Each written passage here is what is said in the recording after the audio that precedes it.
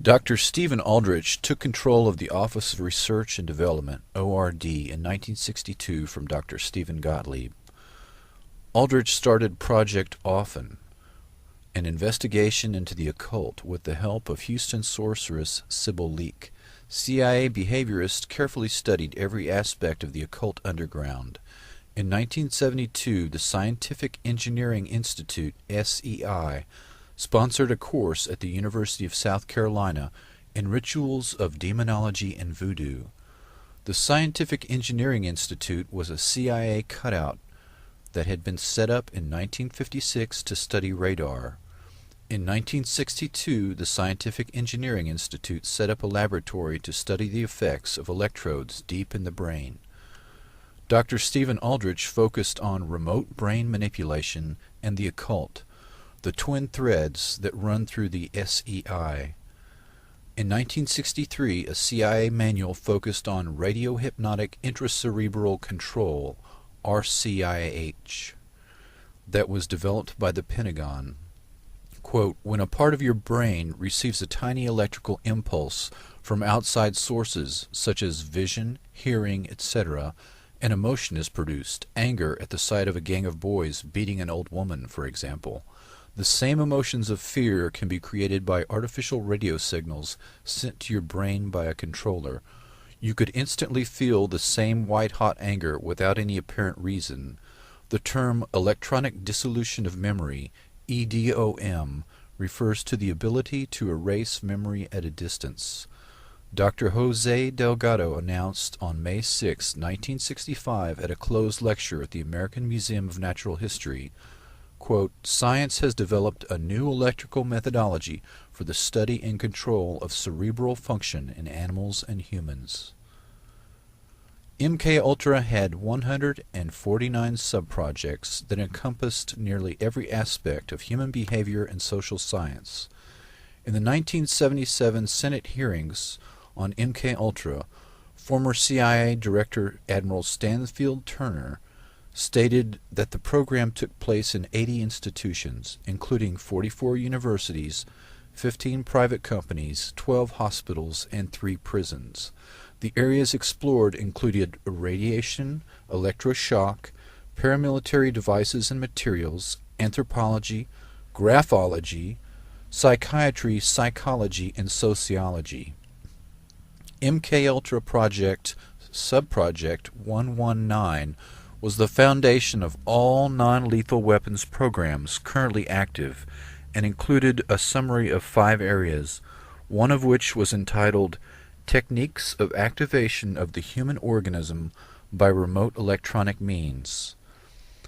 These are the very aspects that Dr. Jose Delgado had perfected in the late 1950s and early 1960s. Techniques of Activation of the Human Organism by Remote Electronic Means. This memo was dated August 17, 1960, and when viewed with other evidence that was not destroyed, shows significant interest in radio frequency weapons and direct control of human behavior at a distance using radio frequency radiation and microwave technology. This aspect of the research is where the greatest modern emphasis has been, rather than chemical or biological agents, which were the initial concentration of MKUltra, particularly LSD. Both chemical and biological agents violate existing treaties and leave physical traces. Project Pandora. In 1965, it was discovered that the U.S. Embassy in Moscow was being attacked with electromagnetic radiation in the microwave spectrum, but this fact was kept secret from the embassy employees.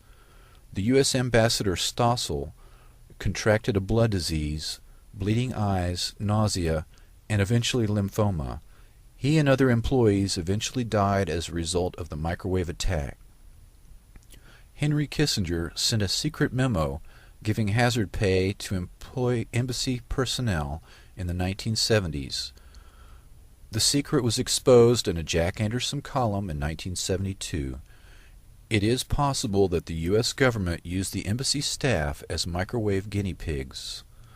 The Department of Defense Advanced Research Project Agency, ARPA, set up a laboratory at Walter Reed Army Institute of Research, and participated in Project Pandora. Scientists began by zapping monkeys with microwave and radiofrequency radiation to study the biological effects of these highly concentrated microwave frequencies. Similar studies were conducted at the VA hospital in Kansas City, University of Rochester, Brooks Air Force Base in San Antonio, Texas, Johns Hopkins University, MIT, the MITRE Corporation, and the University of Pennsylvania, as well as many other domestic and foreign research laboratories. The CIA began experimenting with other forms of directed energy in the electromagnetic spectrum. Dr. Jose Delgado experimented on 4 human subjects using radio waves, reporting they had experienced different emotions, sensations, and colored visions.